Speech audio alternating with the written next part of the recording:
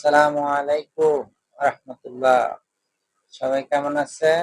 আশা করি ভালো আছেন। আমাদের ডিজাইন মাস্টার বাইরে গেছে।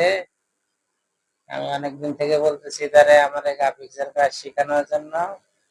সে এখন আমাদের ছোট একটা ডিজাইন দিছে, দিয়ে বলছে এটা পাত করো। এটা পাত করা শিখো, আর অফিসে মেইল গুলা রিসিভ করবা, এটির উত্তর ডেলিভারি দিবা, মেইল গুলার জবাব দিবা। এটাই শিখো। 2 দিন সময় দিলাম। এটা পারার পরে 1 কালার 2 কালার ডিজাইন শিখাবো তোমারে।